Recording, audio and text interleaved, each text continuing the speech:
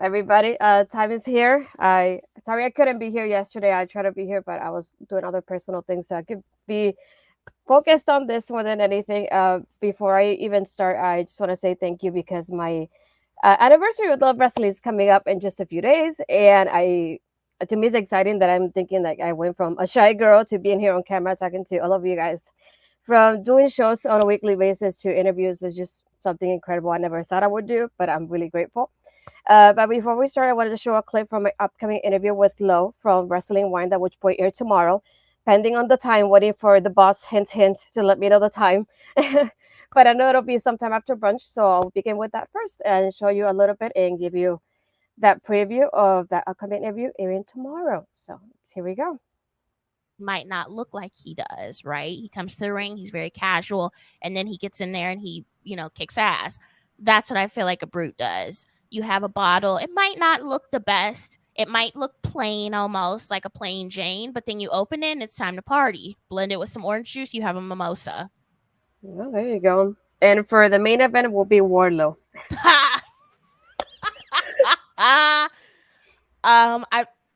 I think I said this before. I feel like Wardlow is a man that likes a nice red wine. I was listening to one interview that he did with Bleacher Report, and he mentioned that he likes tequila, which I could definitely see that, but I feel like he might like red wine. But I also wouldn't be surprised if he likes tequila, he might like something fruity. So he might be into like maybe like a Moscato, because Moscato tends to be a little bit fruitier and sweeter. But I don't know what he likes to blend with his tequila, so I can't 100% say. I'm going to say red wine or Moscato.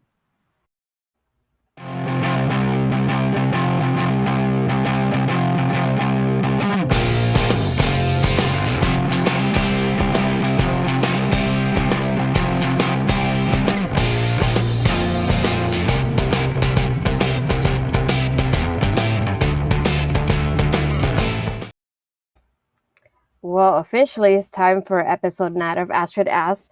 As you can see, this is not pre-recorded. You don't have to check on your device or anything like that. It's the first ever episode live of Astrid Asks. So yeah, I'm nervous, but I'm excited. These are two people that I've been wanting to interview for a little bit now. I've enjoyed their work and what they do on Fightful Overbooked. Is one of those shows that I always tend to watch when they upload. So I would get really excited when they do.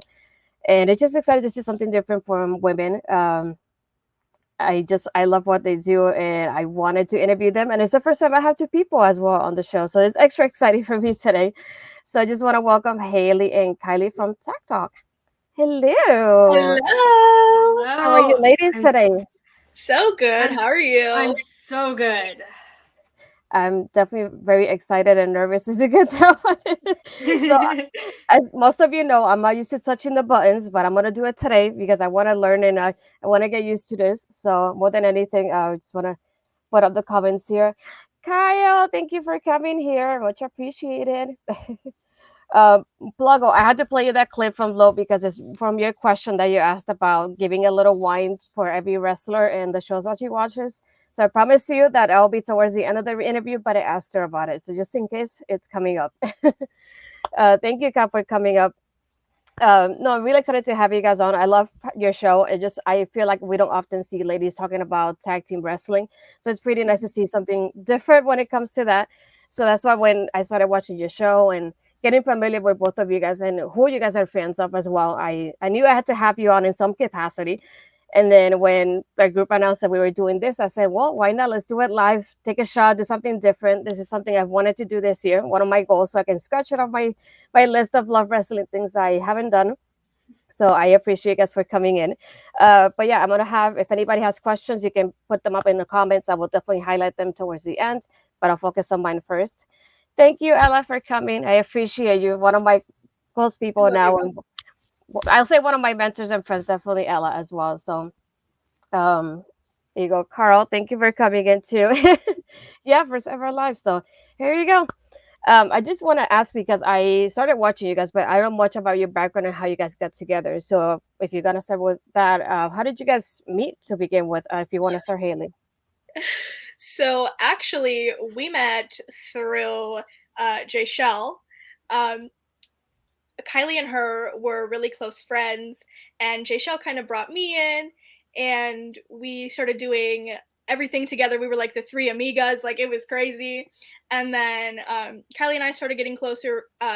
Actually, Tag Talk was born because of our bond of tag team wrestling. That's something that we talked about very frequently. So yeah, that's kind of how we met on social media, you know. Yeah. How about you, Kylie? For you, how was that? Yeah, so when Haley and I first met, it was we were both at Body Slam and we were doing ADHD Fuzz. And Haley and I hit it off right away. We have very similar tastes in wrestling, and we have, very similar goals and things that we want to talk about in wrestling, things we want to change in like wrestling media. So we grew close personally and professionally very fast.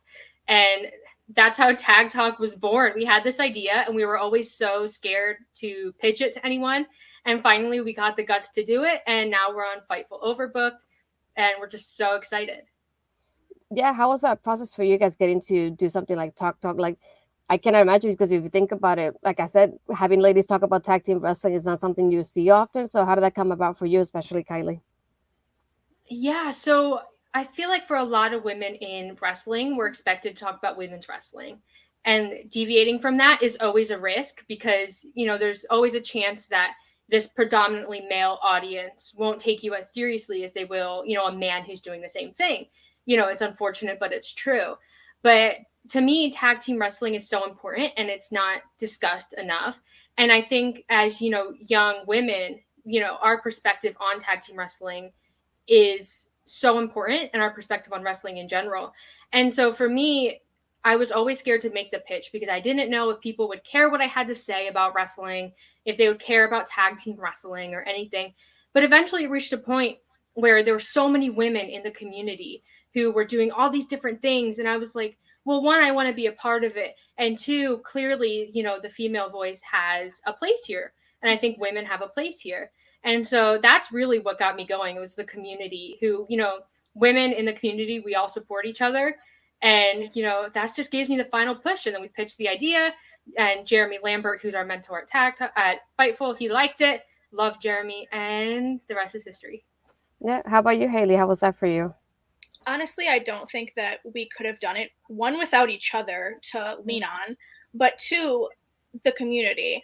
There are so many women that inspire the both of us, and behind the scenes, they were cheering for us and rooting us on. And, like we do the same for everybody else. And we're like, we're out here supporting them and they're supporting us. Like the least we could do is, kind of give back in a way. And so Tag Talk for us is our way of giving back to everybody that has, been there for us through everything.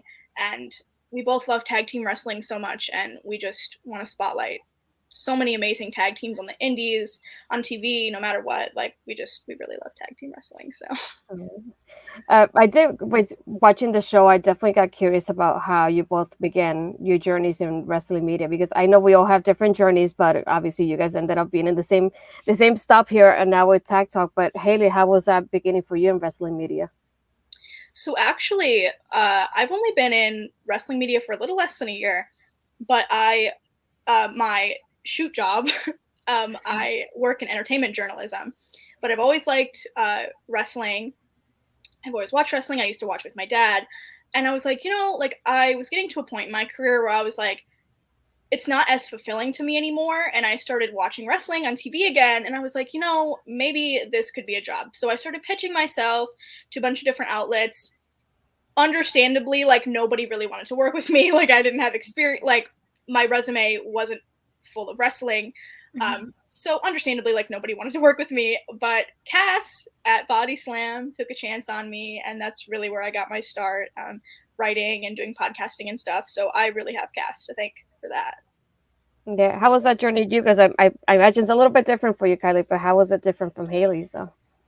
Yeah, so my shoot job, I'm a historian. So very different from an entertainment journalist, but I've always kind of been on Twitter, just lurking. I've always, been in wrestling ever since I was born because my dad is a big wrestling fan. So I've always kind of been around wrestling. And the same thing, Cass really, he asked if anyone would be interested in coming and doing writing or doing podcasting or anything for Body Slam, because he, the site was growing and he wanted, people to jump on board. And this was like less than a year for me too. And I was like, you know what?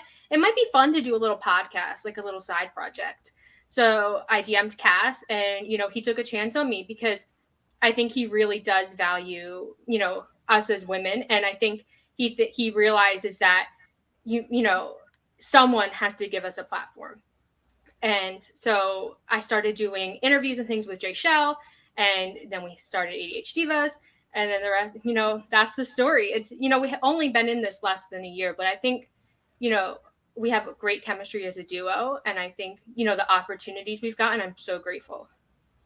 Yeah, and how was that for you, like starting with going back to thinking about Talk? When did you guys start brainstorming of the idea of wanting to do tag team instead of women's wrestling, for example? Like what sparked that idea for both of you? Yeah, so when we first got to Fightful Overbooked, we had a show called Demo Divas, which was about women's wrestling. And while we both enjoyed that show, and we do think that having a show just about women's wrestling was very, very important, our real passion was tag team wrestling. And I'm a big proponent of doing what you're passionate about and doing it with passion. And so we started talking, well, how cool would it be if we had a show about tag team wrestling? And Haley was like, well, I love the Young Bucks and I love tag team wrestling. And I was like, me too. I love tag team wrestling. I've always loved tag team wrestling. And it was really when AEW's tag team division was really rocking. And there wasn't really a show about tag team wrestling. And, people wanted it clearly. And tag team wrestling is really on the rise. And so we just started planning it. And we're like, how cool would it be if we talked about this? Or how cool would it be if we talked about that? And we never really made an outline or a plan for the show or anything. It was just us talking about how much we love tag team wrestling. And then it got to the point where we were like, this has to be a show. These ideas are too good not to be a show. And we got the confidence from the community. And then here we are. Yeah, how was that from your point of view, Haley, that process of getting to think about and brainstorm about Talk and seeing it come to life too, and the feedback you're getting? Because I love watching the videos and then seeing the comments. There's so many people supporting you guys. That's just incredible to think about. Yeah, for me, I loved doing Demo Divas. I'm also very passionate about women's wrestling, but I feel like, sometimes things in your career, like you just want to like move on from stuff and try different things. And I feel like for Kylie and I, like that's kind of where we were at. And so when we got the opportunity, we were like, why not do this? There's not very many people that have tag team centric shows out there. So we thought it was, one, an original idea, but two, to have two young women doing it is entirely unheard of. So I was just really happy that, everybody was pushing us to do it, especially Jeremy. We could not have done that without Jeremy, truly. No. Yeah, it's something that it sticks to me because I noticed that aside from women's wrestling, I do like tag team wrestling. And you guys made me realize that while watching the show, because I'm thinking, I want this to happen. I want that to happen. Then you guys say, I was like, there's no way. There's no way we're thinking the same route too. And it's like, we give the same kind of feedback whenever it's negative. We say, we don't like this and we do like this. And I had that in common with you guys are watching the show. So that's why when I keep seeing every episode, it's like, there's no way we keep thinking the same route with everything. So you guys made me realize that aside from women's wrestling, tag team wrestling is something that I really, really enjoy as well. And like you said, we don't talk about it often. I wish we did. I did want to go back to here to Ella's question because it was my question as well, so might as well show hers.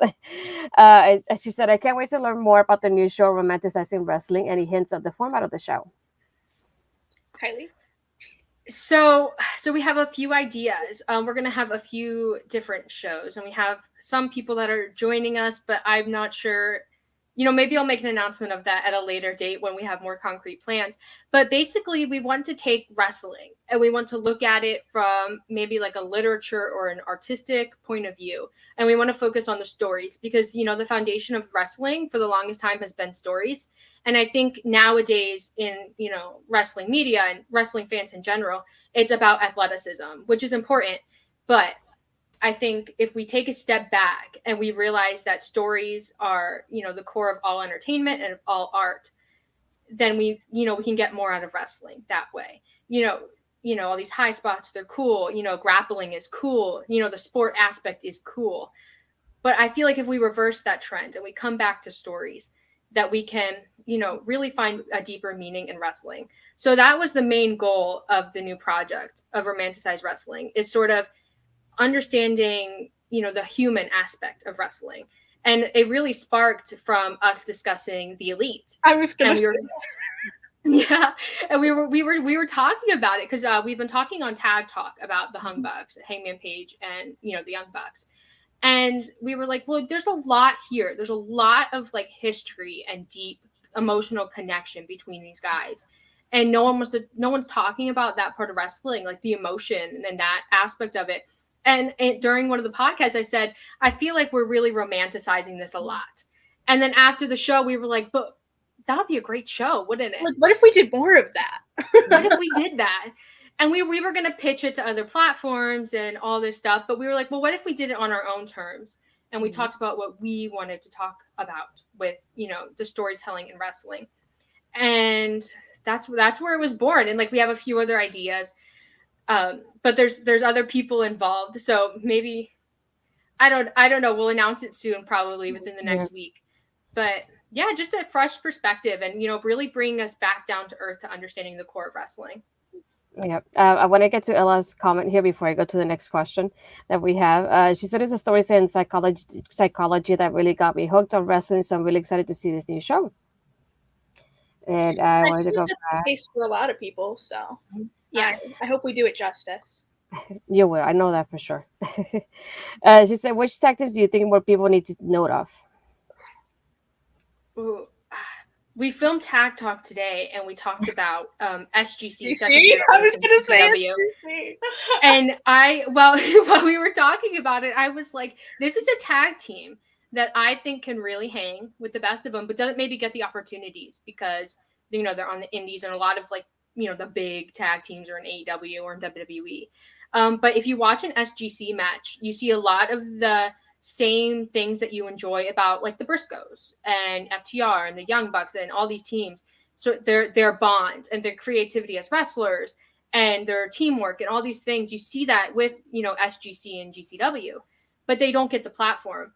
So I think more people, SGC versus Bussy versus Los Macizos is tonight. No, next week. Yeah. Next week. Everyone watch that and you'll see what I'm talking about with SGC. For you, Haley, is that the same answer? Yeah, I would say that as well. I'm also going to say Team H2O Wrestling is a little indie promotion in New Jersey, and they have a lot of amazing kids over there. I know Alec Price goes in and out of there sometimes.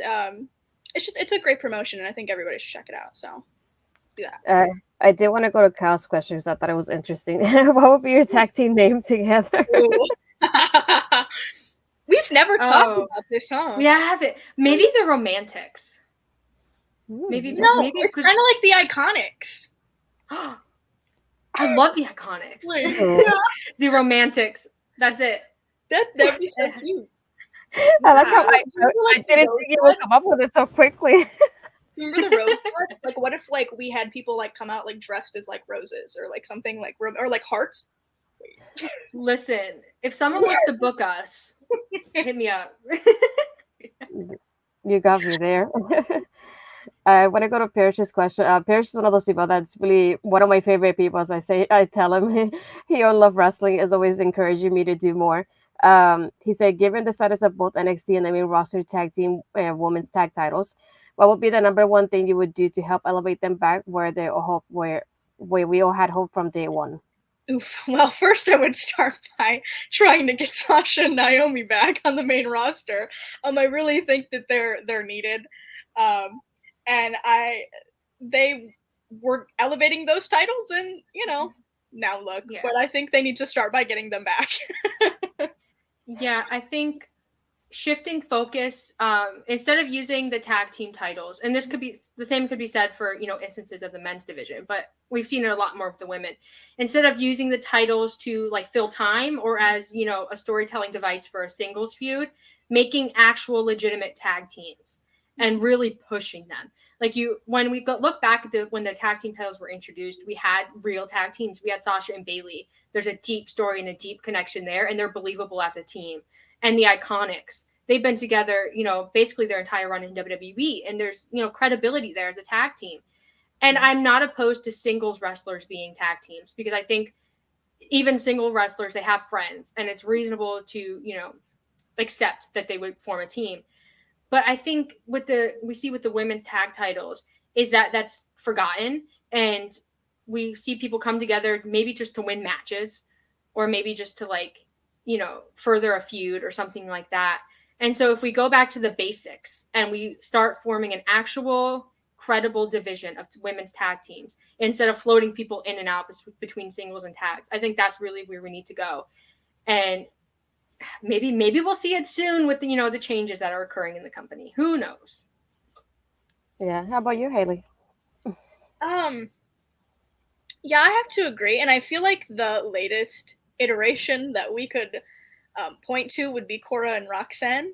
I actually really like them as a tag team, and I was like, I want them to go so far. Like, this is a new dawn, a new era. I'm so excited. And then she turned, and then she threw the titles in the trash, and I was like, this is representative of how they feel about these tag titles.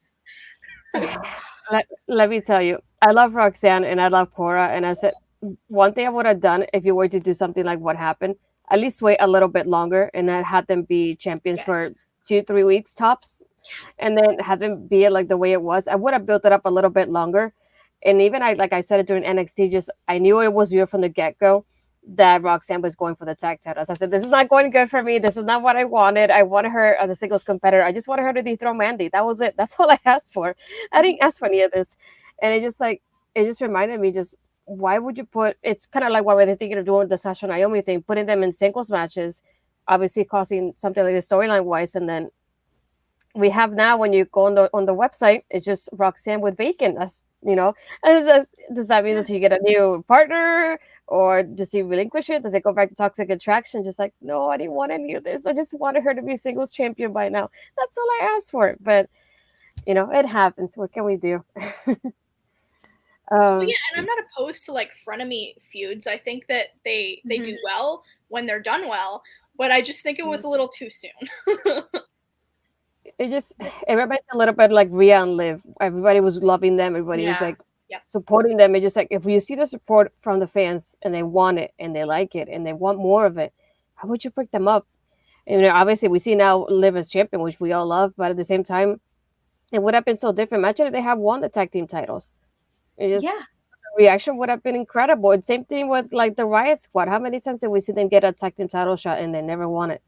So many of us would have been happy with any combination of all three of them being champions, like any of them, to be honest. Yeah, and when we look at the most successful tag teams in WWE, which is really hard to be a successful tag team, like look at the New Day. Great success, and it's because they're friends and they've been steadfast, committed to their team, and they've had single, you know, branches off, like Big E did a single thing, Kofi did a single thing, but it's always like the New Day. And when WWE, you know, turns and they look at the tag team division, men and women, and they realize that that's what they need to do, then they can do it. I don't understand why we have tag teams that are restricted and that they can't do singles things, or, you know, they can only, you know, focus on their often, you know, mediocre tag team stories. So I think a lot needs to be changed with how they approach tag teams and the creation of tag teams. And that's not to say singles wrestlers can't come together and be great teams, because we've seen it in AEW. We had, you know, Kenny and Hangman. But in like WWE, it's just the lack of regard for, you know, making things make sense. Yeah, I feel like it also loses its meaning when you see, like, in a storyline, just like random singles wrestlers become champions and then they break up a couple weeks later. And you're just like, what's the point in that? You just like, might as well just scrap it off, don't put them together, or keep them together for a longer run and then break them up a little bit later, but let us have that experience with them to see how we feel about it more than anything. Yeah, and a lot of times when they do that, it doesn't make a whole lot of sense because you're like you come together and you become champions and now you're just mad about it. Like it makes more sense if you're going to break them up to have them come together, win the titles and maybe lose them and then they can break up. But why would you be a champion and you're at the top of your division in the company, like you're one of the best because you're a champion and now all of a sudden you're going to put that in jeopardy. It never really ever works. So that's one of my main gripes with the women's tag division. Yeah. I wanted to go back to another Parrish's comments. As a mere competitor, but also husband and hope to be a dad someday, I struggle with intergender wrestling because I can never envision any sort of violence, real or scripted, towards women. Am I uneducated with this feeling? As women, how do you feel about this topic? I'll take it first. I wouldn't say that you're uneducated, but I think it's about shifting how we look at women in wrestling because these are athletes and they're athletes in the same way the men are. And when you in an intergender match, it's never about like men abusing women or anything like that. It's a competition and they just happen to be different genders. And so if you watch intergender wrestling, it's never focused on violence or anything like that. It's the same as any other wrestling match. And in the past, I think you definitely could have argued that. But I think a lot of intergender wrestling today, there's a deep psychology there because wrestlers really, they understand that people are watching intergender wrestling with the perspective that it's, a man like hurting a woman. But I don't think you're uneducated. I think it's like a social thing and we're socialized to look at, violence in that way. But as a woman, I don't think that it's, I don't look at it in that way because one, they're athletes, like it's a competition. Two, I think we need to take a step back and realize that wrestling isn't real. Shocker. That wrestling is, a story and it's, combat, like performance combat. And I think there's a big difference there. I agree. And, the men take so much care of the women in these matches that it's almost hard to kind of compare it to like a domestic violence situation or like just violence in general. Yeah. But yeah, I don't think you're uneducated either. It's definitely a social thing, but not everybody's comfortable watching intergender wrestling, and that's the beauty about wrestling. There's so much out there. It's so saturated. There's tons of different things that you can watch, and not everything is for everyone. It's fine. Kyle, you're cheating, but I'm still gonna put it on screen because you put it in the the comments. He's like, question for Kylie, Kenny Omega. That is all. I'm still waiting for the question mark in there, but sure. Kenny Omega always, he's my favorite wrestler of all time. And I've talked about this on Twitter, literally saved my life. I owe him a lot. And I'm so excited for his return. I'm assuming that's what Kyle's asking about, the rumored Kenny Omega return. I'm so excited. I'm so excited to see how the Elite story pans out because we've been getting the Young Bucks and Hangman teases, and now we have Kenny in the mix. And presumably we're going to get Red Dragon and Adam Cole back soon. They're going to be in the mix. It's going to be incredible. The rest of 2022 is going to be the Elite era. I'm here for it. Yeah. I did want to go back to Reg's comments. I agree, and I think you're with the answer. And Kyle was just enjoying it. I did want to go back to a couple questions I got from Twitter as well. I didn't want to forget about these. I know one of them was from Kyle Sparks. I had to include it. Sorry. He did want to know who was your favorite co-host, so I had to ask that question because it was important to know the answer. He's not going to answer it. I love you both equally, just in different ways. I knew you were going to do that. I did have another one. Let me go back here to the original tweet. This one was from Doc, as you probably saw it on Twitter. He said, ask them why I didn't get a tie or a coffee mug from them for Father's Day. Oh. So that's an interesting one. Listen, technically, Doc, you weren't my dad yet. Like, you hadn't adopted me. That's all Kylie. Listen. First of all, he didn't tell me that he wanted anything for Father's Day. Second of all, he never sent me a gift for my birthday. So, who really messed up here, Doc? Because an eye for an eye, as far as I'm concerned. Yeah, now we're even.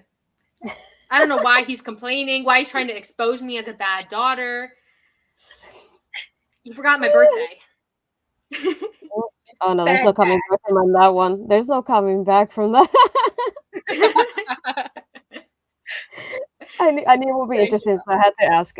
Another one that we got from Twitter that I thought would be interesting too. It says on a scale from 1 to 10, why is FDR 25 and amazing? And shout out to these amazing queens. And this is from Lucha Professor on Twitter. I love Lucha Professor. He is, I met him at Double or Nothing, him and his wife. So just great people. FTR is the greatest tag team of our generation, definitely top 5 greatest tag teams of all time. And it comes down to the bond they share with each other and how they, convey that to the audience. They're not just 2 wrestlers who are wrestling in like individual singles matches. Like there's a real cohesiveness to it. And any match they're in, regardless of who they're wrestling, that the teamwork element of it really does come through. Like it's never Dax versus Matt Jackson in the ring, and then all of a sudden it's Cash and Nick Jackson. There's always moving parts, and it ebbs and it flows, and that's why they're great. That's why tag team wrestling is great. Yeah, I want to start with a Haley on this one from Ella. Who inspires you in the wrestling media community? So many. Ella, you're one of them, truthfully, and I'm not just saying that. Like we've worked together a little bit before, but I would love to do more with you. So many people inspire me. Jeremy, Sean, Denise, literally everybody. Everybody in the wrestling media community inspires me because everybody is working so hard at what they do, and I'm just so proud of everyone, and I love everybody's projects, and I just love supporting everybody. Yeah. How about you, Kylie? Yeah, of course. Ella and Denise, I admire like strong, successful women. I also like Jeremy, Sean Rossap.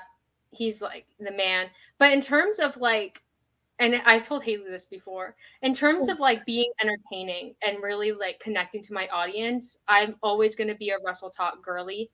There's just something.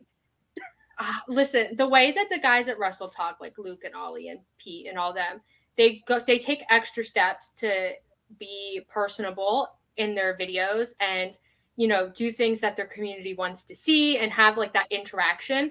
And I've always really, really admired that. And that's something I try to bring to Tag Talk. It's like bring my audience into the show with me. So it's not like I'm lecturing about tag team wrestling. It's like we're having a conversation. That's why I do a lot of polls on Twitter and I ask questions because I want that connection to be there. And that's something that I did get from Wrestle Talk. So shout out to Wrestle Talk.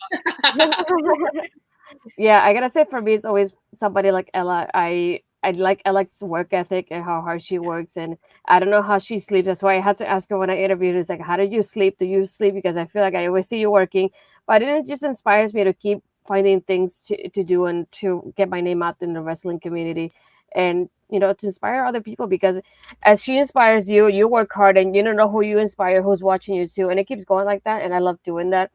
She's definitely one of those people that I look up to when it comes to this too. Yeah, that's very true. Yeah, being engaging is definitely really important since Ella. I did want to go back to Dustin's question. He said, is there anything drastic that you two disagree in terms of wrestling, whether it's favorite wrestlers, teams, or do you have pretty much the same point of view and opinions? I mean, I guess the biggest one. Would you like a story? Would you want a story here? I'm ready.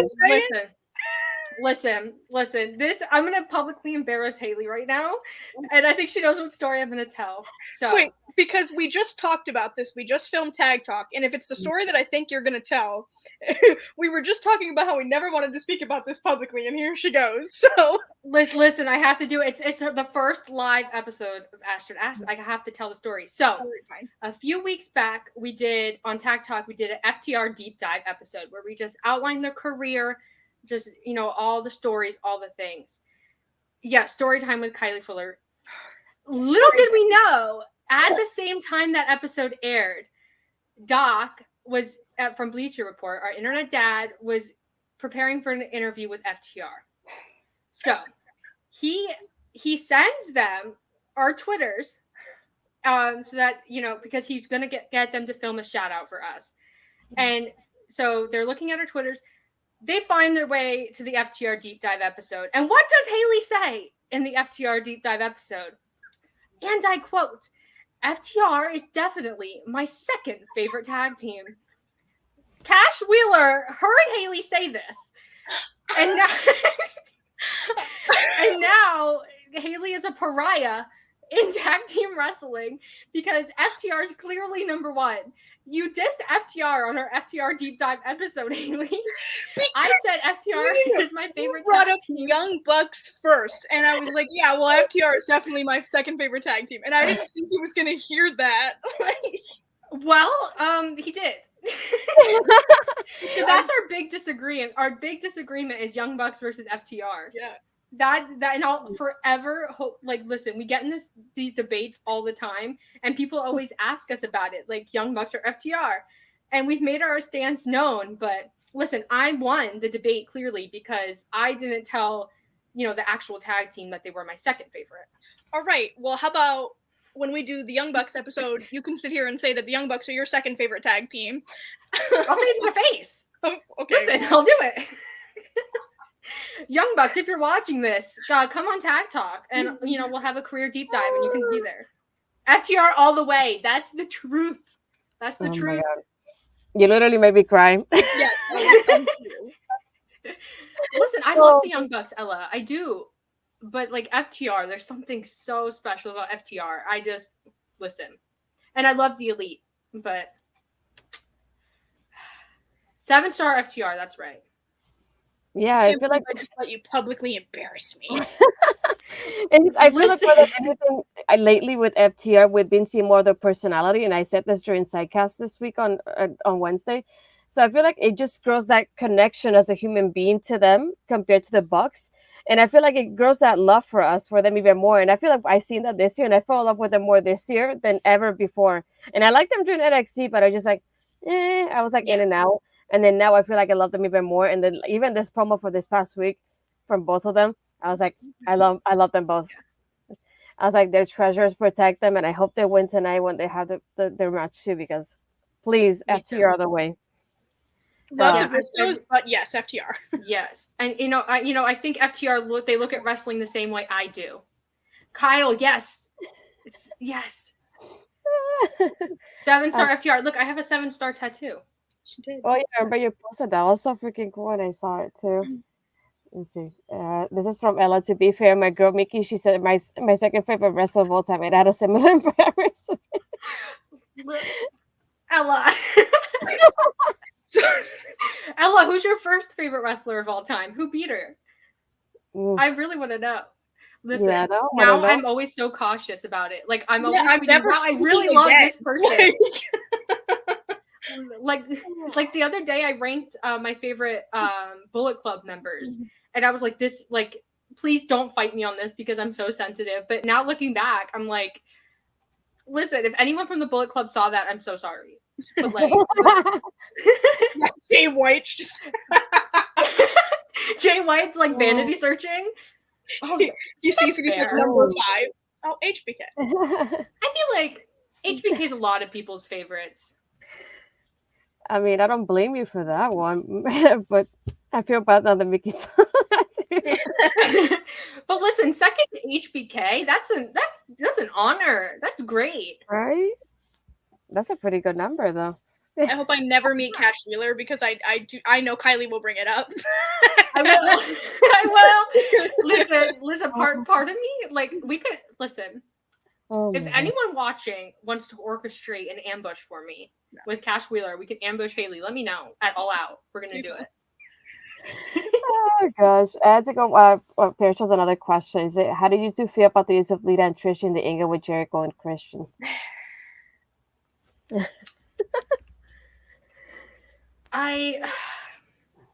Listen, I have a lot of thoughts about the use of Lita and Trish in general in WWE, but I also feel like Jericho and Christian are,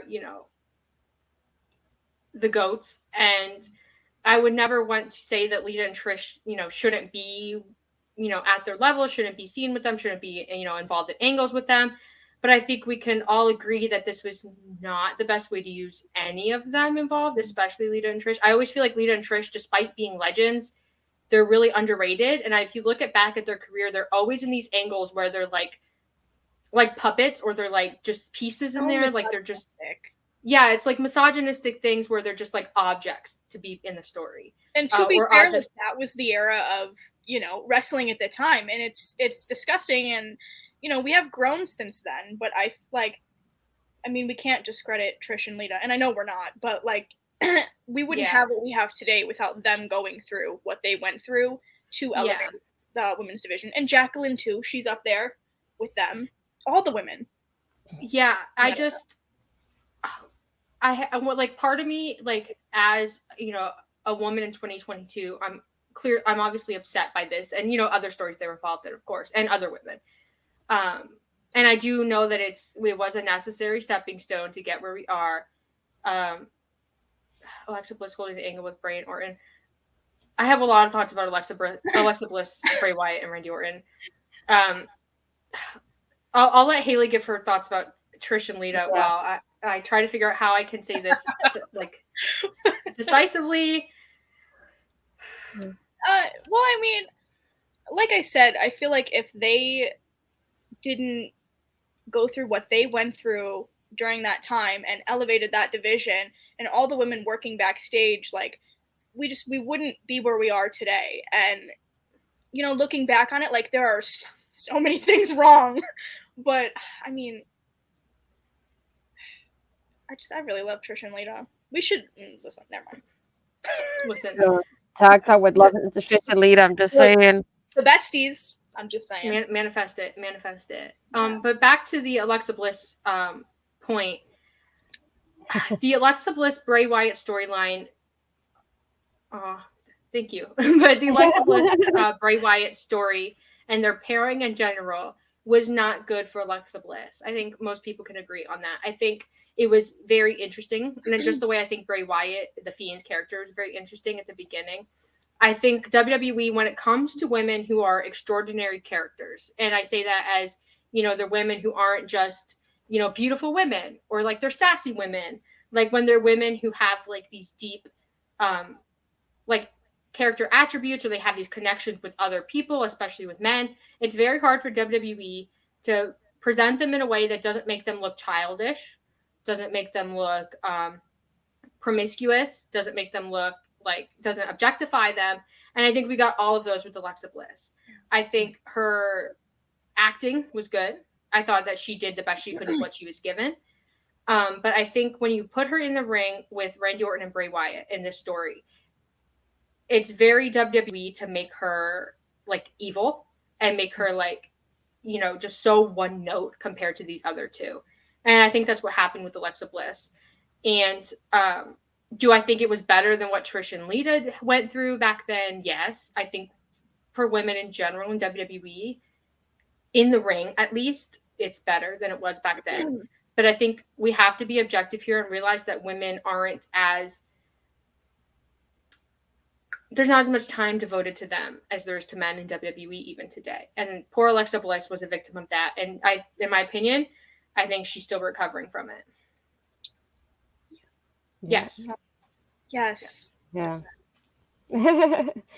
But no, thinking back of like we mentioned about that with Alexa, it's just kind of giving like a little preview, I guess. But yeah, hopefully for August I will have another live episode, which was supposed to be my original live episode of Astrid As, which will be with Parrish himself. We wanted to dive in and talk about the storylines about women's wrestling compared to men, because we get obviously the women are objectified or the promiscuous or their sexual objects with the guys. We don't get anything like that. And I wanted to like dive in on things like that because Parrish himself is a independent wrestler in Canada. So I wanted to get his point of view as a wrestler when it comes to that versus my point of view as a female fan of women's wrestling altogether, and how the storylines are different when it comes to that. I'm excited to check that out.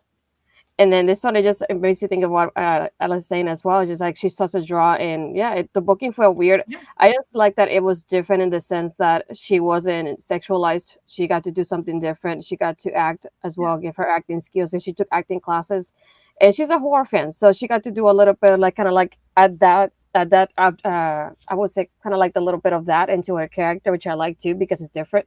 You don't get to see women do that often, so that's why I saw. more positive things when it came to her having that character, but obviously at the same time having Bray being released, and I feel like the storyline kind of ended abruptly. And then adding Lily to that, it wasn't a good combination for me. But I liked how it started. I didn't like how it ended. I wish I would have done something different. But Parrish's comments very well said. One of the worst things to see in a 2-hour show or more with no women's matches is beyond disappointing. Yes. I say that often with AEW, having the 9:30 slot, the 9:25, 9:20 slot, the match then followed. Yeah, followed by an interview and a backstage segment, which I can predict. I've predicted it like twice now on Sidecast. I predicted how the match is going to end, what's going to happen afterwards, and the interview too.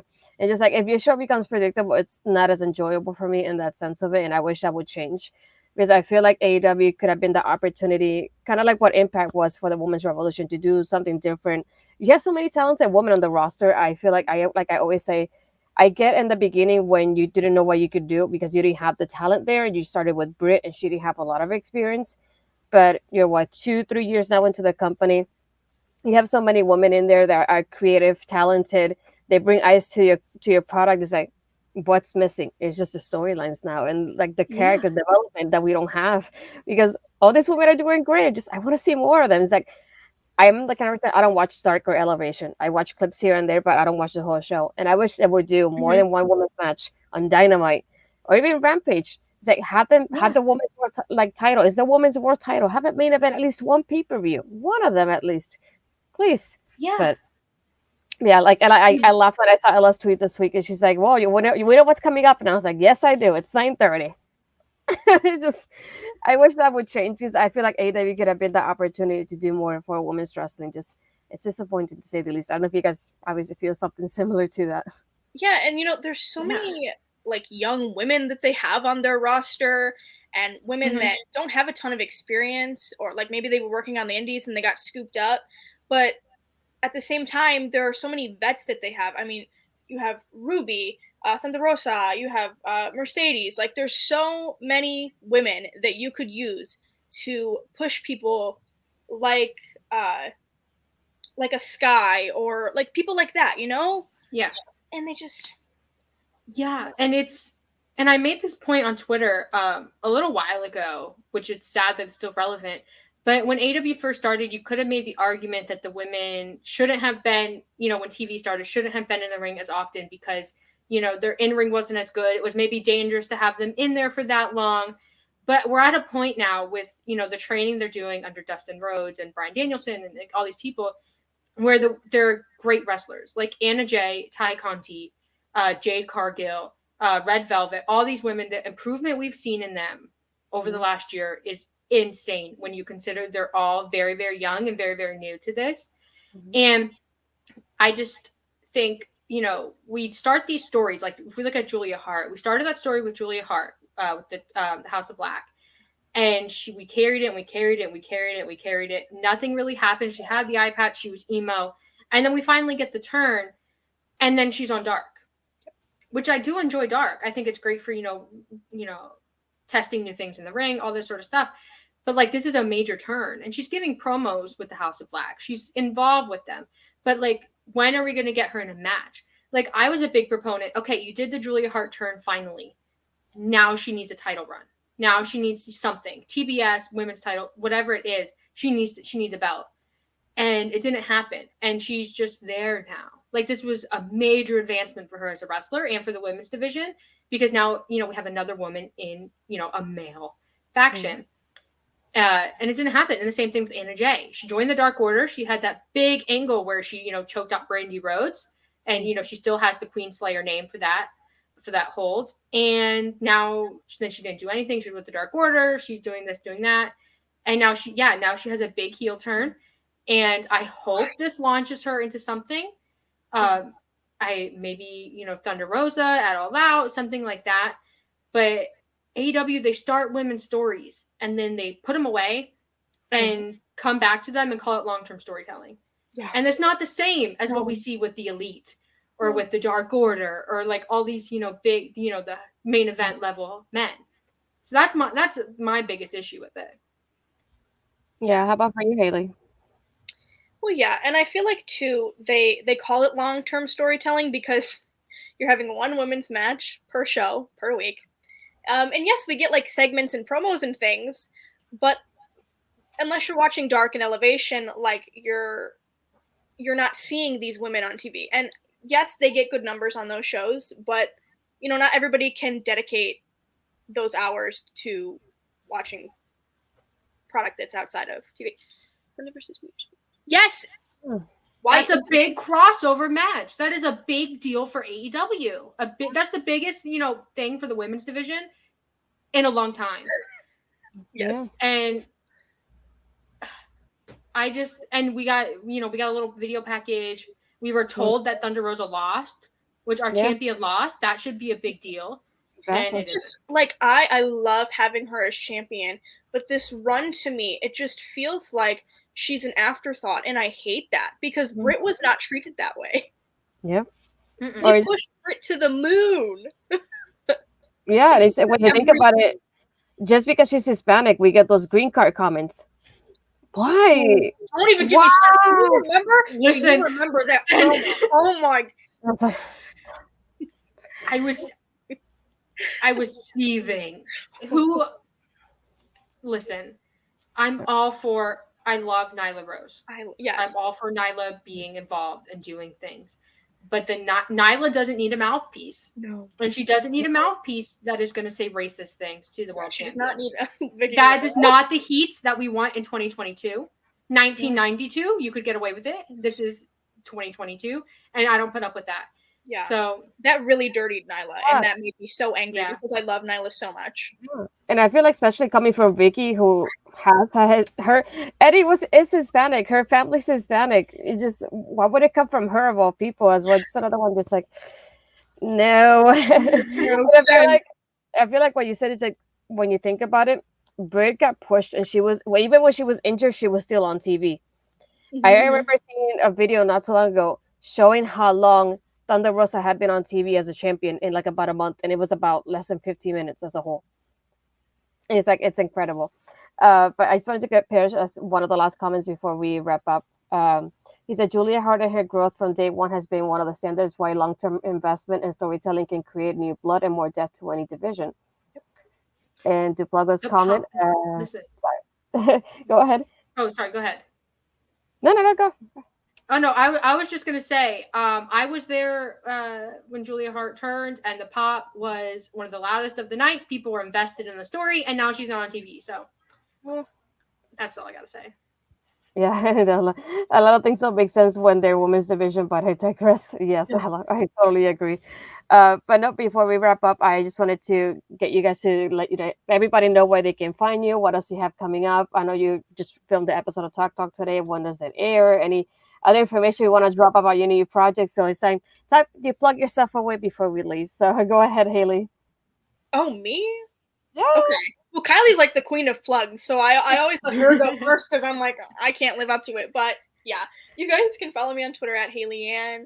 Kylie and I, every Sunday at 5 p.m. Eastern Standard Time, we are on Fightful Overbooked together for Tag Talk. They're not live episodes, they're pre-recorded. But yeah, that's where you can find me, and you can check me out on Twitter to find out all my other projects. I do like nerdy stuff. Like I said, my shoot job is entertainment journalism, so if you guys are into that, definitely check out my Twitter. And that's my plugs. Yeah, I'll run for you, Kylie.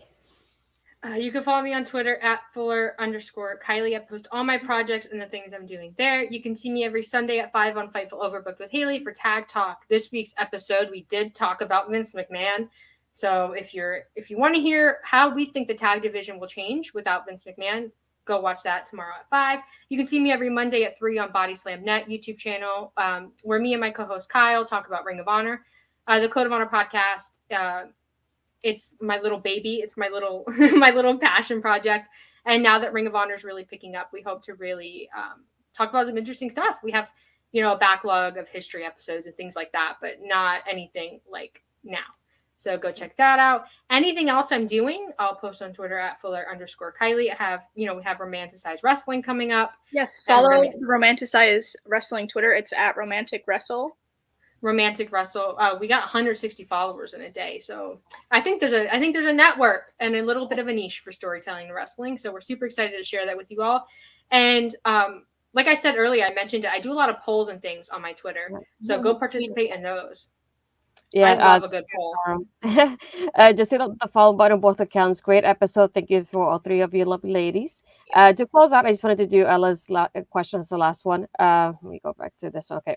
What are Haley and Kelly's ultimate goals in wrestling media? I guess I'll go first because Haley's thinking. My ultimate goal is just to, stick with, things that I'm passionate about and, help people enjoy wrestling in a unique way, or a way that they want to enjoy wrestling. And I also really want to make it commonplace for, women to be featured on shows and to have, women run shows. I think that, maybe it's just like a personal goal of mine. Maybe not everyone sees it this way, but I do think that having more women in wrestling media is definitely my big goal. And, the same way that Denise and Ella and all these women inspired me, I want to inspire other women.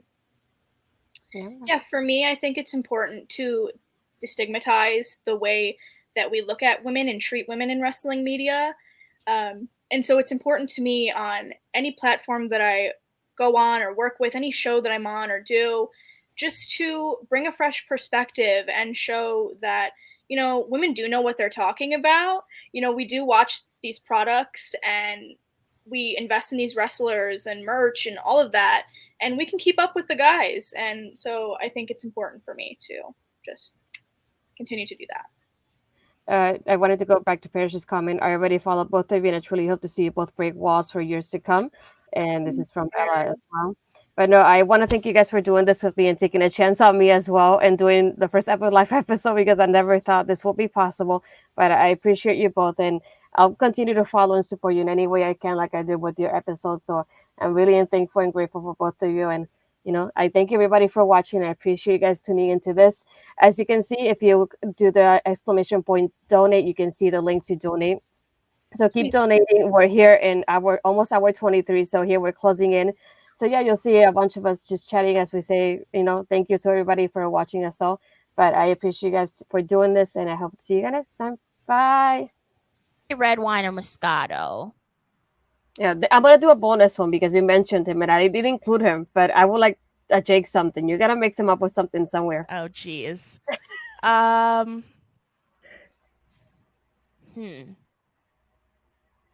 Jake. I'm trying to think.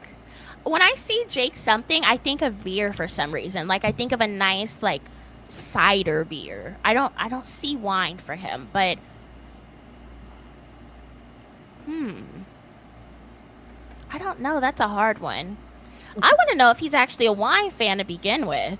That's a question to ask him. Are you even a wine fan? I might have to tweet him after this and be like, "What's your favorite kind of wine?" Because I can't pinpoint him right now for one. I can pinpoint him for maybe like a beer, but not a wine. That's an interesting one. But no, we gotta tweet at him. We gotta know the answer to this question. It's an important one that we got going on.